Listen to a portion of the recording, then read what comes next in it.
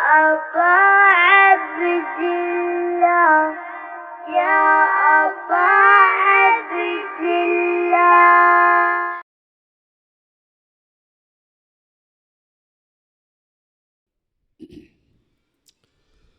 أعوذ بالله السميع العليم من الشيطان اللعين الرجيم. بسم الله الرحمن الرحيم. الحمد لله المعروف من غير رؤية والخالق من غير روية الذي لم يزل قائما دائما إذ لا سماء ذات أبراج ولا ليل داج ولا بحر ساج ولا أرض ذات مهاد ولا خلق ذو اعتماد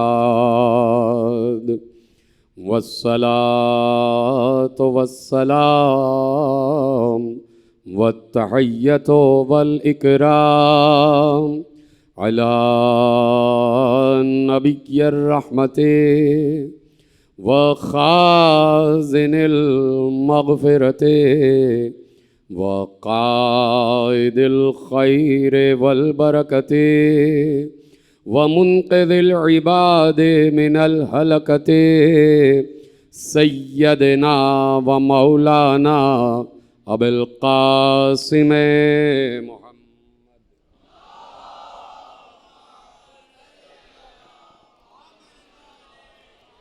وأهل بيته الطيبين الطاهرين المعصومين المظلومين المنتخبين المنتجبين الذين أذهب الله عنهم الرجس وطهرهم تطهيرا.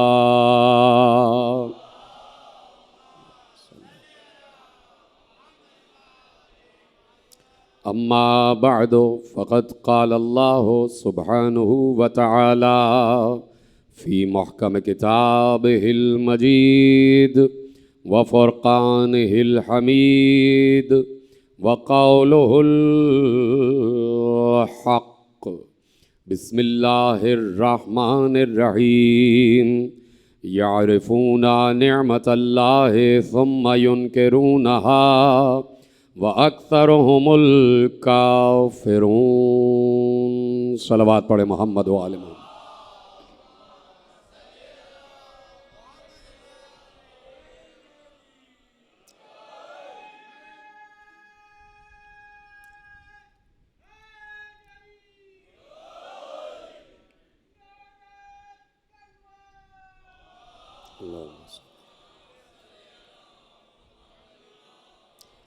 अंजुमन हैदरिया के ज़ेर एहतमाम ये तारीख़ी और अज़ीमुश्शान शब अज़ा, शब बेदारी और शब रंजो आलम जो बहुत अरसे से जारी और सारी है, और परवरदिगार आलम ने हमें ये तौफ़ीक़ इनायत फ़रमाई है कि हम दुनिया को ये बताते हैं कि हम शब बेदार हैं। तो उस मरहले और उस वास्ते से कि जहाँ हम दुनिया को ये बता सकते हैं कि हम उसकी याद में शब बेदारी करते हैं कि जिसने शब हिजरत सोकर अल्लाह की मर्ज़ियाँ ख़रीदी, हम उसी की याद में शब बेदारी और बेदारी शब का तरीक़ा अपनाते हैं कि जो पूरी पूरी रात अल्लाह की इबादत में मसरूफ़ रहता था। उन्हीं बंदों की याद इन शब बेदारियों में मनाई जाती है। और ये शब बेदारियाँ चूँकि अल्लाह ने कहा है कि हमें आबिद शब जिंदादार पसंद है, कि जो शबों को जाग कर इबादत करे। तो देखिए इबादतों के तो बहुत से तरीक़े हैं, और ख़ुद कुरान करीम ने कह दिया कि वमा खलक़तुल जिन्न वल इंसा इल्ला लियअबुदून, हमने जिनों को और इंसानों को सिर्फ़ और सिर्फ इसलिए खल्क़ किया कि वो इबादत करे। तो यकीनन कोई इबादत ऐसी होनी चाहिए कि जो चलते फिरते, उठते, बैठते, खाते, पीते, सोते, जागते मुसलसल इबादत में शुमार हो जाए। तो मेरे अजीज़ों, नमाज इबादत है अपने मुअय्यना वक्त पर, रोज़ा इबादत है अपने मुअय्यना वक्त पर, हज इबादत है अपने मुअय्यना वक्त पर, ज़कात इबादत है अपने निसाब में, जिहाद इबादत है अपने मुअय्यना वक्त पर। एक ही इबादत है कि जिसे पैगंबर ने बड़ी सराहत के साथ अपने अजिल्ला असहाबे किराम के मजमे की मौजूदगी में इरशाद फरमाया, और उस इबादत को 3 तरीक़ों से मुनक़सिम कर दिया। पहला तरीक़ा तो असहाब की तरफ देख कर कहा कि तुम सब यहाँ मौजूद हो, तो एक इबादत का तरीक़ा और बता देता हूँ कि जहाँ नमाज इबादत है, जहाँ रोज़ा इबादत है, जहाँ हज इबादत है, जहाँ ज़कात इबादत है, जहाँ जिहाद इबादत है, वहीं अली के चेहरे पर नज़र करना भी इबादत, वहीं अली के चेहरे पर नज़र करना भी इबादत है। तो देखिए ये हदीस आपने बचपन से सुनी हुई है कि अन्नज़रो इला वजह अलीयन इबादा, अली के चेहरे की तरफ निगाह करना इबादत है, यानी अली को देखना इबादत है। तो मैं आलम इस्लाम से ये अर्ज़ करना चाहता हूँ कि जिस वक्त पैगंबर ये हदीस इरशाद फरमा रहे थे तो हम वहाँ मौजूद नहीं थे। ये पैगंबर ने हमसे नहीं कहा कि अली के चेहरे को देखना इबादत है, सबसे पहले असहाब से कहा है। उन्हीं असहाब में जिसमें हज़रत अबू बकर भी थे, हज़रत उमर भी थे, हज़रत उस्मान भी थे। आप चुप हो गए? क्या आप लोग वहाँ मौजूद थे? आप में से कोई वहाँ मौजूद था 1400 बरस पहले? तो आप चुप क्यों हो गए इस बात पे? भाई असहाब थे या नहीं? तो इतने हवन्नक क्यों हो रहे हैं आप? इतने परेशान क्यों हो रहे हैं?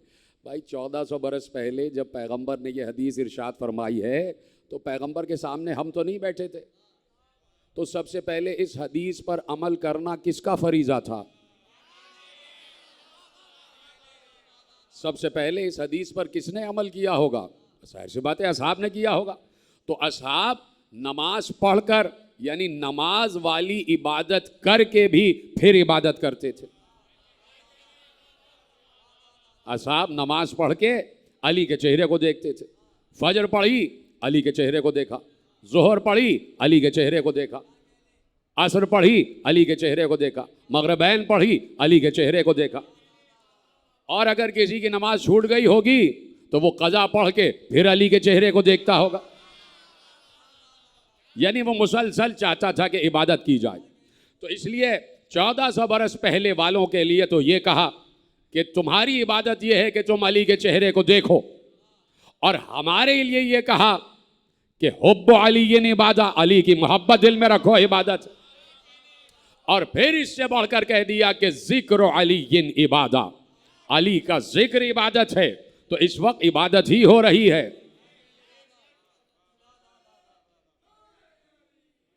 इस वक्त इबादत ही हो रही है। जिसको इख्तिलाफ है वो हाथ खड़ा कर दे कि इस वक्त इबादत नहीं हो रही। कोई है जो ये समझता हो कि इबादत नहीं हो रही? तो खामोश जो बैठेगा मैं समझ लूँगा कि वो यही समझ रहा है कि इबादत नहीं हो रही। तो इस वक्त इबादत हो रही है या नहीं? किसके कौल के तहत हो रही है? रसूल के कौल के तहत।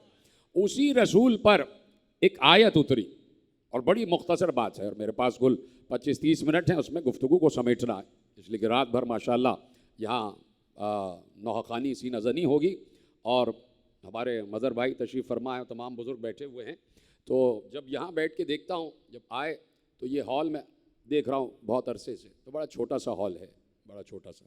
लेकिन खुदा की कसम जब मातमदारी शुरू होती है तो ये हॉल इतना बड़ा हो जाता है कि अगर कोई अब तक नहीं देख पाया वो समझता होगा कि बहुत बड़ा हॉल है। तो जहाँ लाज़मानियत और लामकानियत का दौरा हो, उस जगह अगर कोई जिक्र हो रहा है तो वो इबादत ही होता है। चलिए खैर, सुनते चले जाइए आप कि बहरहाल आप मेरे हिस्से में आ गए। यही बड़ी बात है कि पैगंबर पर एक आयत उतरी, और आयत उतरी कि यारिफून निअमतल्लाह सुम्मा युनकिरूनहा व अक्सरुहुमुल काफिरून, ये अल्लाह की नेमत को पहचानते हैं और पहचानने के बाद इनकार करते हैं, और अक्सरियत तो इनकार करने वालों की है। यह है कुरान। यारिफून निअमतल्लाह सुम्मा युनकिरूनहा व अक्सरुहुमुल काफिरून, ये लोग अल्लाह की नेमत को पहचानते हैं। ज़रा सा करीब होकर बैठिए, आगे आ जाइए, तशरीफ ले आइए, मजलिस को मजलिस की तरह सुनिए, या कोई जुमले ज़ाया करने के लिए मैं नहीं पढ़ रहा, इधर उधर देख रहे आप। ज़रा सा और इस जगह को, ज़रा सा ये जगह जो खाली है इसको पुर करें।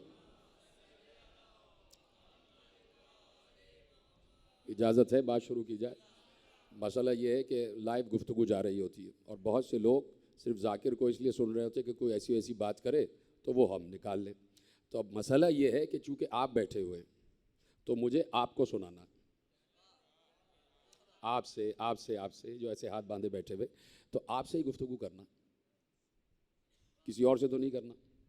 तो मैं उनको भी जो देख रहे हैं और जो यहाँ बैठे हैं समझाना चाहता हूँ कि चूँकि मजमा सामने बैठा है, आपसे बात कर रहा हूँ। ज़िक्र मैं घर में अकेला भी कर सकता था, लेकिन अब यहाँ बुलाया गया है कि भाई ज़िक्र अली सुनाइए। किसको सुनाइए? इनको, ये जो बैठे हैं। तो जब आप ही नहीं सुनेंगे तो फिर सुनाएं किसे?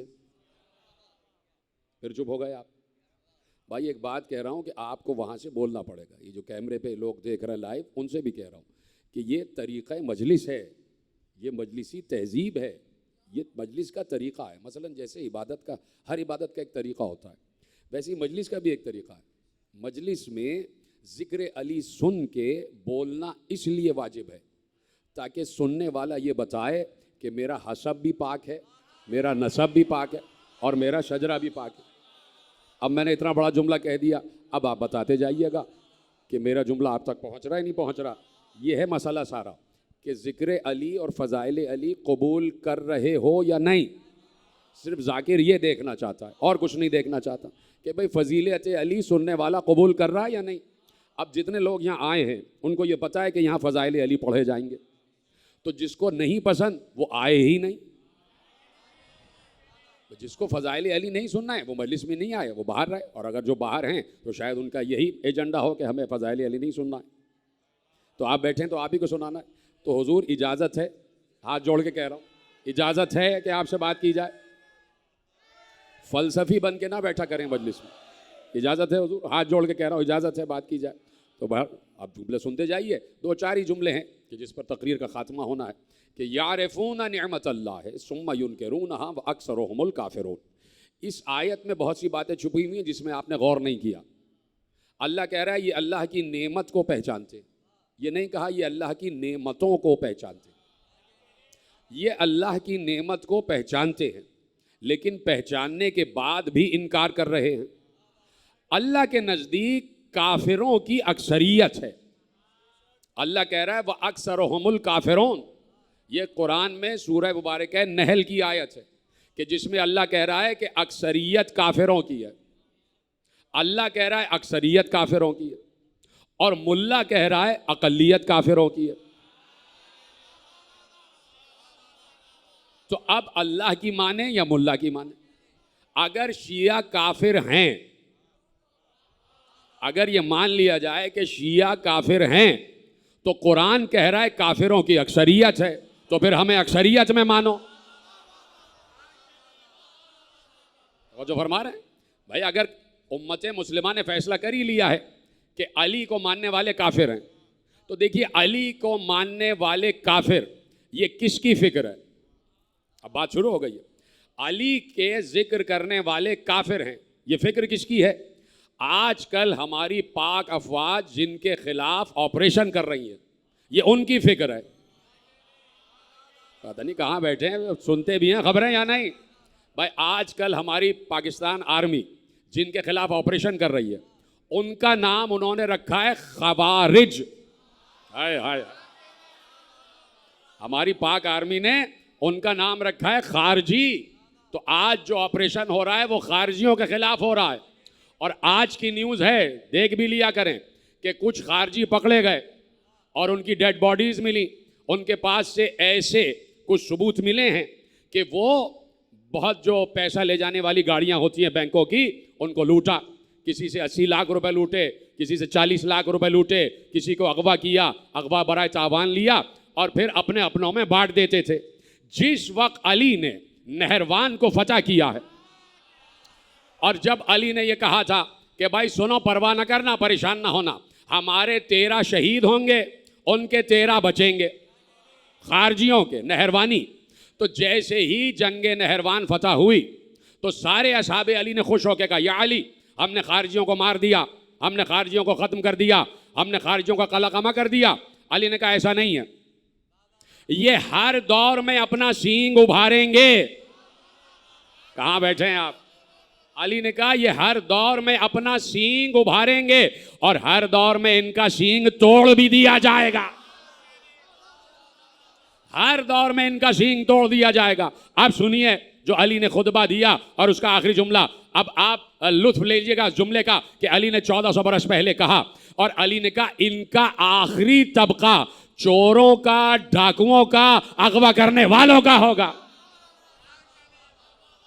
ये तो अली 1400 बरस पहले बता गए।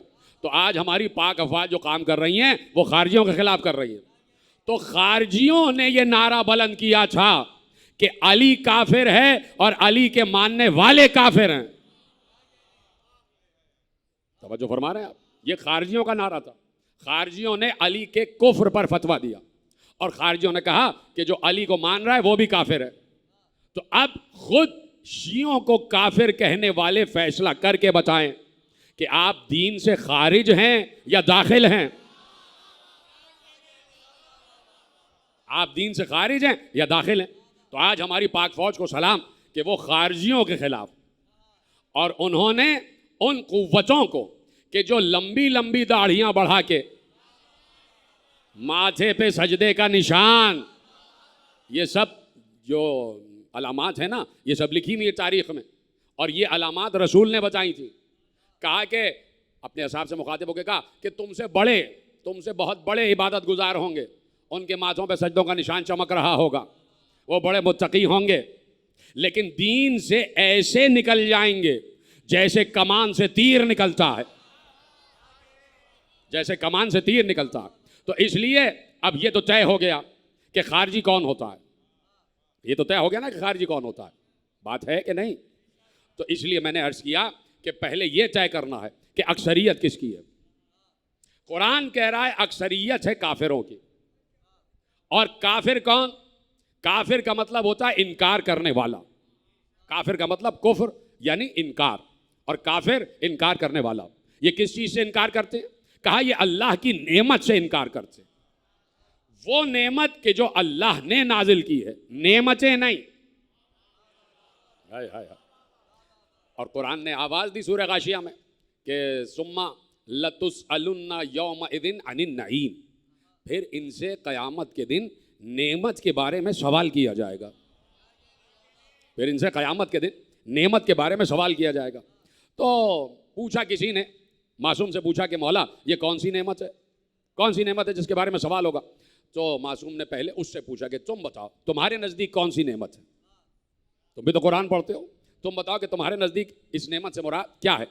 उसने कहा फजंद रसूल नेमत यानी आसमान से बरसता हुआ पानी, नेमत यानी ज़मीन से उगता हुआ गल्ला, नेमत यानी जो अल्लाह ने हमें औलाद दी है, नेमत जो अल्लाह ने हमें सांसें दी हैं, नेमत जो अल्लाह ने हमें नशो नुमा की क़ुव्वत अता की है।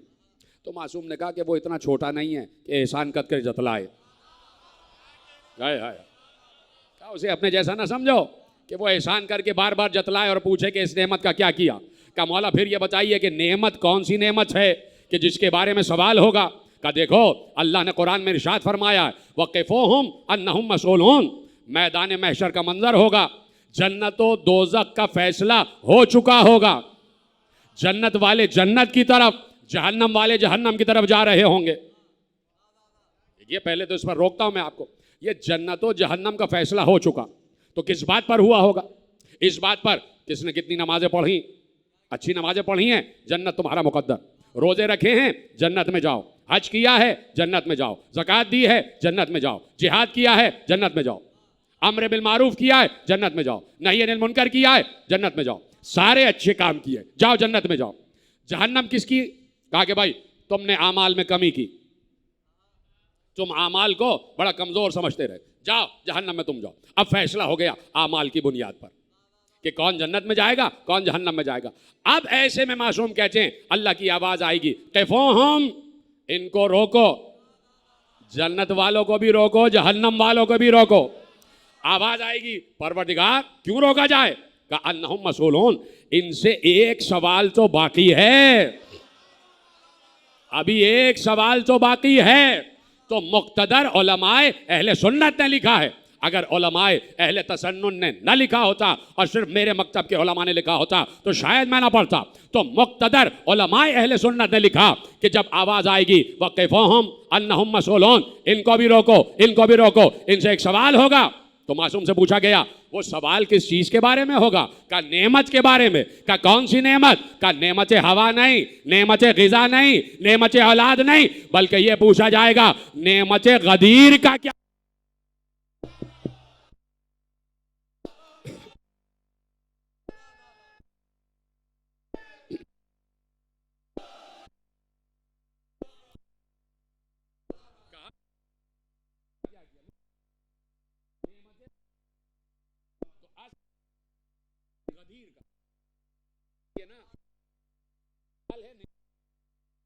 तो अब इसी पर सबसे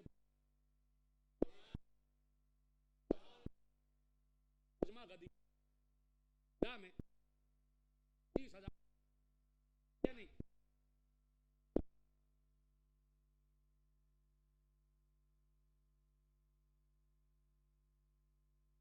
25,000। इतना कसीर मजमा जब पैगंबर को मैसर आया,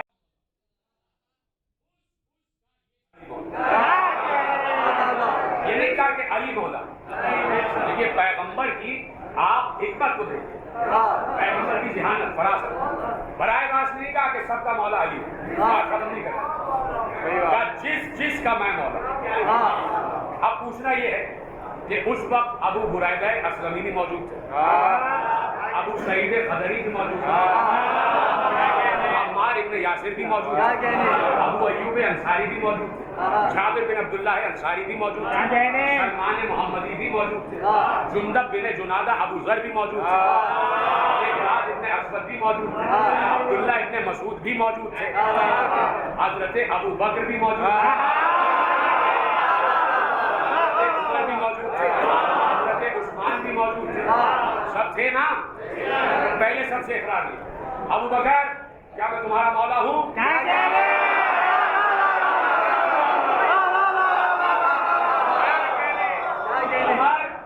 मौला हूँ?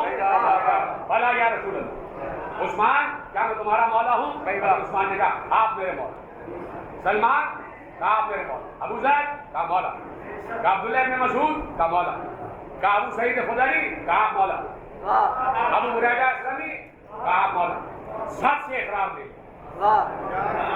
यानी हजरत अबू बकर ने कहा रसूल हमारा मौला, हजरत उमर ने कहा मोहम्मद हमारा मौला, हजरत उस्मान ने कहा मोहम्मद हमारा मौला, सारे सहाबा ने कहा मोहम्मद हमारा मौला। तो अब मैं पूछना चाहता हूँ आलम इस्लाम से कि कोई हजरत उमर को मुखातिब करके ये कहे कि आप हमारे मौला हैं, रसूल नहीं है।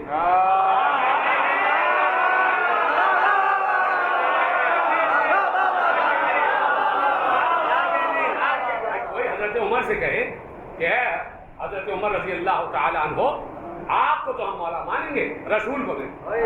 तो मैं पूछना चाहता हूँ इस बात पे हजरत उमर खुश होंगे या नाराज?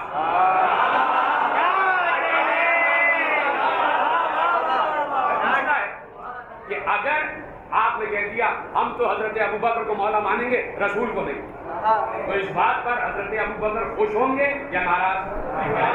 आप उनकी तरफ से जवाब दे दीजिए, तरफ से आप जवाब।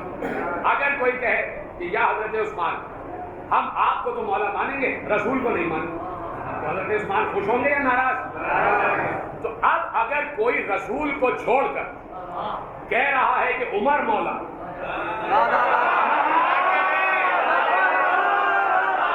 तो हजरत उमर को खुश नहीं कर रहा, नाराज कर रहा। क्या इसलिए कि हजरत उमर ये ऐलान कर चुके थे कि मोहम्मद हमारा मौला।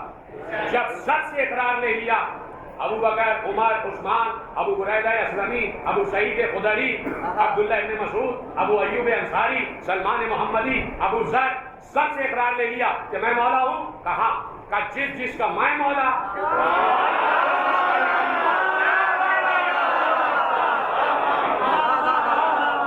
जिसका मैं मौला। भाई आपको इसकी ज्यादा परवाह नहीं तो नहीं तो बंद क्यों हुआ? ये बंद क्यों हुआ?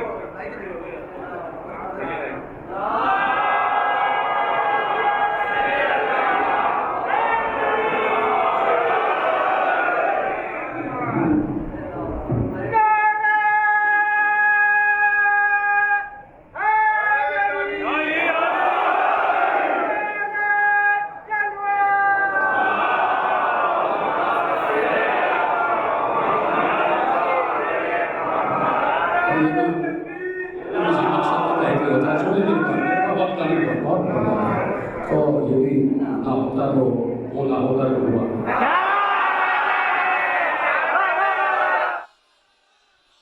समझ गया ना? ये किसी ना किसी मसलहत के तहत होता है। सलामत रहें, हमारा स्पीकर वाला भी और अंजुमन वाले भी, खुदा सलामत रखे। तो देखिए, बात यह है कि पैगंबर ने सबसे इकरार लिया। अब उम्मत को ये समझने की ज़रूरत है कि शाह से ज़्यादा,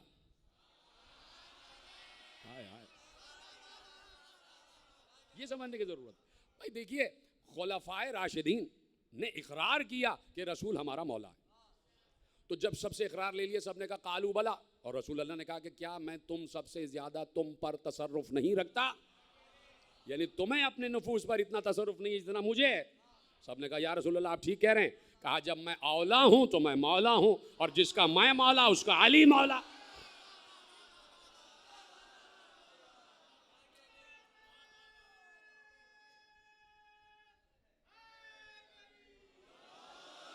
तवज्जो फरमा रहे हैं? तो भाई इसी दिन के लिए क्या कहा अल्लाह ने? यारिफूना नेमत अल्लाह, ये अल्लाह की नेमत को पहचानते हैं, पहचानते हैं, अल्लाह की नेमत को पहचानते हैं। यानी अल्लाह का ये डिसाइसिव स्टेटमेंट है कि ऐसा नहीं है कि ये नेमत को ना पहचानते हो, ये नेमत को ना पहचानते हो। अब इतना आसान जुमला कहने जा रहा हूँ कि मुझे शायद अगला जुमला कहने की ज़रूरत ही नहीं पड़ेगी कि भाई ईद का दिन आप पहचानते हैं ना कि ये ईद का दिन है, तभी आप कहते हैं मुबारक। हाय हाय हाय। अगर कोई कह रहा है मुबारक हो मुबारक हो, तो इसका मतलब है जिसे मुबारकबाद दी जा रही है वो उसे भी पहचानता है, उसके मनसब को भी पहचानता है, उसे भी पहचानता है, उसके मनसब को भी पहचानता है। तो इसलिए अल्लाह ने कह दिया यारिफूना निअमत अल्लाह सुम्मा युनकिरूनहा व अक्सरुहुमुल काफिरून, ये अल्लाह की नेमत को पहचानते हैं लेकिन उसके बावजूद इनकार करते हैं, पहचानते हैं इनकार करते हैं, पहचानते हैं इनकार करते हैं। व अक्सरुहुमुल काफिरून, इसका मतलब है कि अक्सरियत वो है। देखिए मेरी किताब में लिखा है, तो हमारे मसाइल है तो उसकी तो इजाज़त होनी चाहिए ना कि हम बयान करें। आप हर चीज़ पे पाबंदी लगा देंगे, आपने ऑर्डिनेंस, तरमीमात, आइन, कानून, फलाना ढमाका। भाई अपनी चीज़ें जो हमारे घर की किताबों में लिखी हैं उसको तो बयान करने की इजाज़त होनी चाहिए या नहीं होनी चाहिए? नहीं तो अगर इस तरह से स्क्रूटनी शुरू हुई तो बहुत सी बातें आपकी किताबों में ऐसी लिखी हैं कि जिस पर पाबंदी लगनी चाहिए, जिस पर पाबंदी लगनी चाहिए कि भाई वो हैं जो रहमत हैं, आलमीन के लिए रहमत है, और वो किसी को अपने कांधे पे बिठा के जो है वो गुड़ियों का तमाशा दिखा रहे हैं।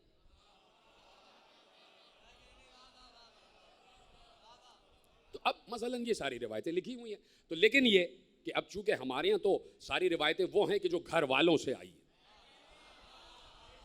और हम इस वक्त मौजूद हैं कि जो सादात के शजरे से हैं, और सादात वो हैं जो ज़ुर्रियत फ़ातिमा कहलाते हैं, और ज़ुर्रियत फ़ातिमा वो हैं कि जिनके ज़रिए से नस्ल रसूल चली है। तो आज वो मौजूद है ना कि जिनकी रगों में खून रसूल दौड़ रहा है। तो भाई आले रसूल मौजूद हैं, तो घर की बात घर वालों से पूछी जाएगी, घर की बात घर वालों से पूछी जाएगी। तो लिख दिया कि नेमत का मतलब है नेमत गदीर। अल-यौम अकमलतु लकुम दीनकुम व अतममतु अलैकुम नेमती, आज मैंने अपनी नेमत को तमाम किया, नेमतों को नहीं। किसी एक नेमत का जिक्र हो रहा है और वो बड़ी मखसूस नेमत है, और वो नेमत कि जो आदम से चली और आकर दौर मुस्तफ़ा में तमाम हुई। इसलिए कहा ये नेमत हर दौर में तो मौजूद थी, लेकिन इत्माम हुआ है ज़ाते मुस्तफ़ा पर। आज हमने उस नेमत को तमाम कर दिया है और हम आज दीन इस्लाम से राज़ी हो गए। तो अल्लाह कह रहा है कि वो नेमत को पहचानते फिर भी इनकार करते। तो देखिए, मैंने कह दिया सिवाय बुखारी साहब को छोड़ के तकरीबन सब ने लिखा है, तो सब पहचानते हैं ना। है। भाई सलाम हो मौलाना तारिक जमील साहब पर कि वो भी पहचानते हैं। उन्होंने कह दिया कि लफ्ज़ मौला जचता ही अली के नाम के साथ है। ये तो आज के बहुत बड़े आलिम दीन है। मौलाना तारिक जमील ने कह दिया कि भाई अली को मौला कहा जाए, अली है ही मौला। तो इसका मतलब है सब पहचानते हैं। तो अल्लाह कह रहा है पहचान कर क्यों इनकार कर रहे हो।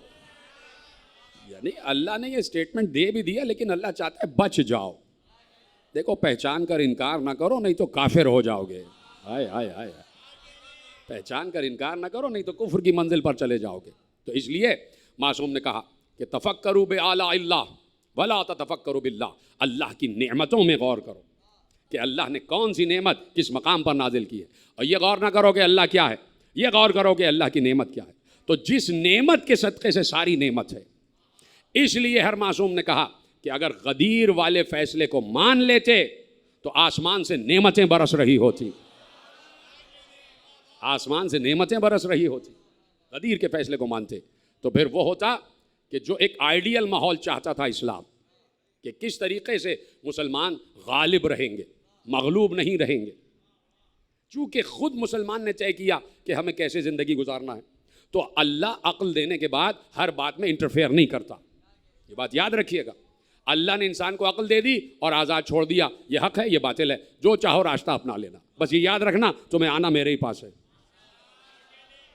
ये याद रखना तुम्हें आना हमारे पास है। जाओ, तुम्हें आज़ाद छोड़ दिया। अब तुमने खुद एक नया निज़ाम हुकूमत, एक नया निज़ाम मुमलिकत, चाहे उसे जमहूरियत कहो, चाहे शूरा कहो, चाहे इजमा कहो, कुछ भी कहो, तुमने तय कर लिया। तो अब इसके जो भी हुस्न व क़िब हो सकते हैं, जो भी इसके नेगेटिव पॉजिटिव हो सकते हैं, वो तुम्हें भुगतना है, इसलिए कि तुमने खुद इख्तियार किया है। हमने नहीं दिया तुम्हें ये सिस्टम, हमने तो सिस्टम दिया ही नहीं।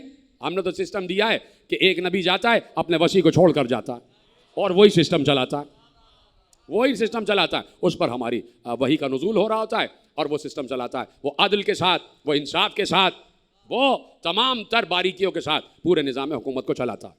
तो ज़रूरी था कि हर दौर का उलिल अम्र बताए कि मैं हूँ उलिल अम्र। देखिए, ये बात ज़रूरी है और ख़त्म हो रही है बात। उलिल अम्र के लिए ज़रूरी है कि वो हर अहद में ये ऐलान करे कि मैं हूँ उलिल अम्र। इन्नल हुक्मो इल्ला लिल्लाह, इन्नल अम्रो इल्ला लिल्लाह। हुक्म सिर्फ अल्लाह के लिए है, अम्र सिर्फ अल्लाह के लिए। ये बात सही है, कुरान की आयत है। लेकिन अम्र अल्लाह का साहिब अम्र के जरिए नाफिज होता है।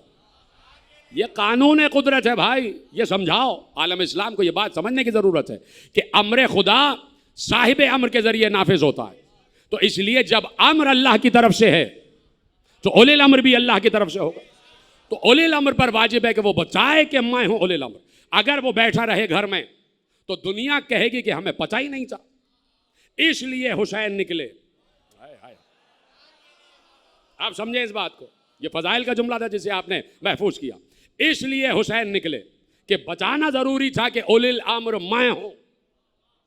बताना जरूरी था कि जो बैठा हुआ है तख्त शूम पर, वो जो तख्त शूम पर बैठा हुआ है वो उलिल अम्र नहीं है। और फिर ये बात देखिए साबित हो गई, ये साबित हुई बात, और हुसैन ने साबित किया इस बात को कि हुसैन के लिए घर से इक़दाम करना ज़रूरी था। निकले हुसैन। देखिए, नमाजें पढ़ी जा रही थी, रोज़े रखे जा रहे थे, हज किया जा रहा था, कुरान की तिलावत हो रही थी, सब कुछ हो रहा था। लेकिन फिर किस लिए निकले हुसैन? इसलिए निकले ताकि दुनिया को बताया जाए इस वक्त ज़मीन पर अल्लाह को मैं रिप्रेजेंट कर रहा हूँ। इस वक्त ज़मीन पर अल्लाह का सब ऑर्डिनेट मैं हूँ, मैं। और हुसैन को यह भी बताना था कि ये 61 हिजरी है और 60 हिजरी जो पिछली गुजरी है, इसमें रमज़ान आया है और उस रमज़ान में शब कद्र में अम्र खुदा मुझ पर उतरा है। जो 60 हिजरी का रमज़ान गुजरा है 1 बरस पहले 61 हिजरी से, उसमें शब कदर तो आई, और शब कदर में अल्लाह का अमर उतरता है या नहीं? मलाइका उतरते हैं, शब कदर में उतरते हैं, और इंसानों की और तमाम मखलूक़ात की तकदीर के फैसले उतरते हैं। तो कोई जाके पूछ नहीं सकता था यजीद से, बता हमारे लिए क्या उतरा है? हुसैन के पास तकदीरात के फैसले उतर रहे थे, इसलिए हुसैन निकले कि बताना था कि मैं हूं औलिल अम्र, और हुसैन का हदफ था, हुसैन निकले ही इसलिए थे, अजीब बात बताने जा रहा हूं, हुसैन इसलिए निकले थे ताकि बराह रास्त शाम पहुंचे। हुसैन किसी डर का नाम नहीं है, हुसैन खौफजदा हो जाए वो हुसैन नहीं है, अली का बेटा है हुसैन। हुसैन निकले थे कि मैं जाऊंगा बराह रास्त शाम, इसलिए कि कूफे वालों ने खत लिख के बुलाया, तो अब हुसैन का निकलना ज़रूरी था कि भाई लोग बुला रहे ताकि हुज्जत तमाम हो जाए। हुसैन को ये भी मालूम है किसने किस नीयत से खत लिखा, कौन क्या चाहता है, सब मालूम है, लेकिन हुज्जत तमाम करना ज़रूरी होता है। ये अंबिया की सीरत चली आ रही है, सिस्टम को साथ लेके चलता है। तो अब हुसैन निकले, हुसैन का हदफ था कि मैं बराह रास्त दरबार शाम तक जाऊंगा, लेकिन रास्ते में हुसैन को घेर लिया गया कि जाने नहीं देंगे, जाने नहीं देंगे। तो बातिल के गरीबान पर हाथ डालने के लिए हुसैन जा रहे थे। एक फिरौन बैठा हुआ था कि जो बस करीब था कि ऐलान कर दे कि मैं अल्लाह हूं। देखिए ये सिनेरियो आपके समझ में नहीं आएगा क्योंकि ये ऐलान ना हो सका। अगर हुसैन कुर्बानी ना देते, थोड़ी देर के लिए 61 हिजरी 10 मुहर्रम को निकाल दीजिए, तो खुदा की कसम यजीद फिरौनियत का ऐलान कर चुका होता। वो कह देता कि मैं हूं खुदा, मैं हूं खुदा। तो अब हुसैन जा रहे थे और हुसैन को जाना था और जाके उसकी गर्दन पर हाथ डालना था, उसके चेहरे से नकाब उलटना थी। ये हुसैन का काम था, अली के बेटे का काम था, उस साहिब जुल्फ़कार का काम था कि जो सबसे बड़ा शजा है। अब्बास साथ हैं तो हुसैन को कोई परवाह नहीं है, अली अकबर साथ हैं, मोहम्मद हैं, कासिम हैं, हुसैन को जाके ये काम करना था। लेकिन हुसैन को रास्ते में घेर लिया गया और वहीं हुसैन की शहादत हो गई। अब ये काम कौन करे जो हुसैन की शजाअत वाला काम था? तो ज़ैनब ने कहा भैया परेशान ना होना। हाय हाय हाय, ज़ैनब ने कहा भैया परेशान ना होना, मैं वो काम करूंगी जो काम तुम्हें करना था, वो काम करूंगी जो काम तुम्हें करना था। भैया अब्बास नहीं है तो कोई मसला नहीं, अली अकबर चले गए कोई मसला नहीं, लेकिन खुदा की कसम ज़ैनब ने वो काम जाके किया है दरबार शाम में जो हुसैन को करना था, और ऐसा काम कर दिया कि आज फर्श अज़ा बिछा हुआ है। और अगर कहीं कोई ये कह दे कि रोने से उसको तकलीफ़ होती है तो समझ लो कि रोना ही तुम्हारा सबसे बड़ा हमला है। अगर कोई रोने के खिलाफ है तो समझ लो ये रोना बहुत बड़ा हमला है जो आप बातिल की तरफ कर रहे हैं। ये रोना कोई मामूली बात नहीं है, इसलिए कि रोने से पता चलता है कि किसने हुसैन को कत्ल किया, किसने ज़ैनब के सर से रिदा छीनी है, किसने सकीना के तमाचे लगाए हैं। बड़े बड़े वाक़यात हो गए और होते जा रहे हैं, लेकिन करबला करबला है, करबला करबला है। इसलिए कि सबको एनर्जी देती है करबला, सबको क़ुव्वत देती है करबला, सबको तवानाई देती है करबला। ख़त्म हो गई मेरे अजीज़ों गुफ्तगू। आज 4 सफ़र हो गई, 4 सफ़र हो गई। 2 सफ़र को ज़ैनब दरबार शाम में आ गई और इस आलम से आई कि ख़ुद मेरे मौला ज़ैनुल आबिदीन ने कहा, बस आखिरी जुमले तकरीर के, कहा कि हमें इस तरीक़े से घसीट कर ले जाया जा रहा था, एक ही रस्सी में सारे गले बंधे हुए थे और हमें ऐसे घसीट कर ले जाया जा रहा था जैसे तुर्क को दैलम के असीरों को ले जाते हैं।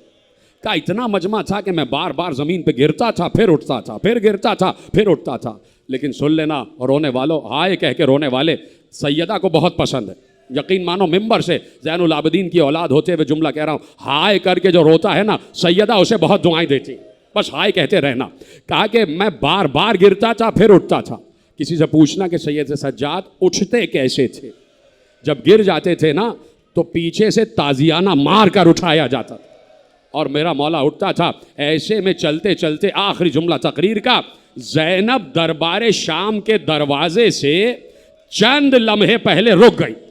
बस अब सामने दरबार शाम का दरवाज़ा है और ज़ैनब यहाँ रुक कर ज़मीन पर बैठ गई। कहा मैं आगे नहीं जाऊँगी। एक बार शिमर आगे बढ़ा, सैयद सज्जाद से कहा तुम्हारी फूफी आगे क्यों नहीं बढ़ती?